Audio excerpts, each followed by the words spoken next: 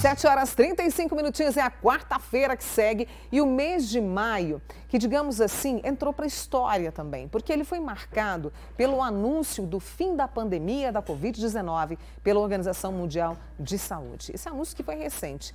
Essa doença que fez mais de 7 milhões de vítimas em todo o mundo. Bom, aí a gente se pergunta, ok, mas o que isso significa? É uma pergunta que eu quero fazer agora para o nosso amigo imunologista da Fiocruz, Rafael Rezende, que está aqui conosco. Oi, Rafael. Olá, Mônica. Bom dia, obrigada, viu? O que muda o fim da pandemia da Covid-19? Não significa que a doença, os casos acabaram, né? Sim, é verdade.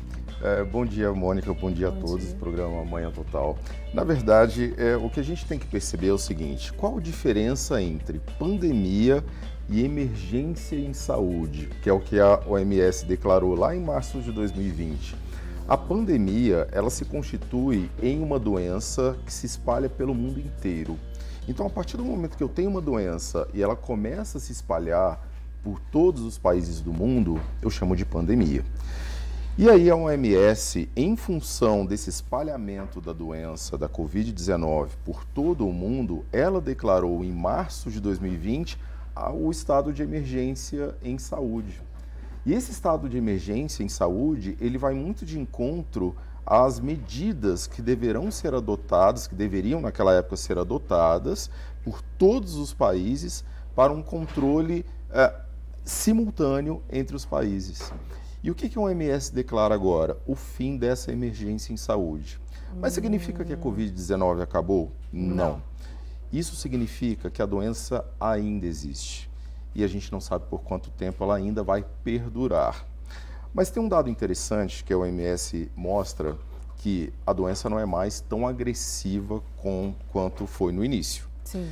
E aí, em função disso, hoje nós podemos dizer que grande parte dessa atenuação, dessa redução da Covid-19 como uma doença de emergência, que requer uma emergência, se deve a um único fator, chamado vacinação.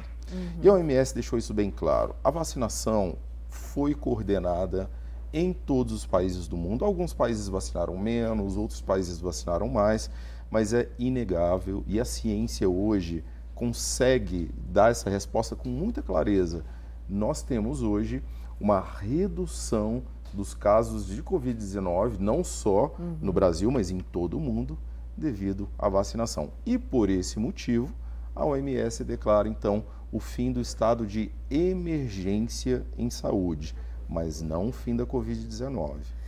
Portanto, inclusive neste mesmo anúncio, né, essas autoridades da Organização Mundial da Saúde reafirmaram a importância de continuar esta vacinação. Hoje nós temos aí todo o processo da bivalente. Ontem eu até trouxe aqui, Rafael, que no país, me corrija se eu estiver errada, mas são 14 milhões de pessoas já que receberam a dose, né? Sim, e as mulheres ali puxando, né? Estão procurando a dose de reforço. Na verdade, assim, isso é uma estatística que se repete em praticamente todo o mundo. As mulheres, elas tendem a procurar mais os postos de vacinação. Isso não só para a Covid, mas para outras doenças também. A gente sabe que, historicamente, os homens eles têm uma dificuldade, né, na procura dessas vacinas, mas assim, é inegável, a vacinação ajudou, tem ajudado bastante, e o que a gente tem de perspectiva de agora para frente?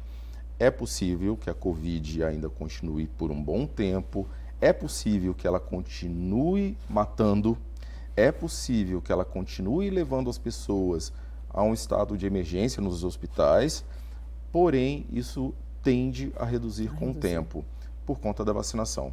Então, e outra coisa que a gente já tem certeza hoje, a vacinação ela será anual.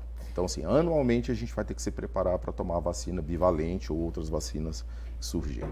Deixa eu fazer uma pausa aqui com o Rafael, até para trazer você para esta conversa, né? Nós estamos com uma interatividade nas nossas redes sociais e a pergunta que a gente fez para você é: o que mudou na sua vida com a pandemia, né? O que mudou aí na sua vida? Se você tem perguntas, daqui a pouquinho o pessoal vai me passar para esta conversa que eu estou aqui com o Rafael.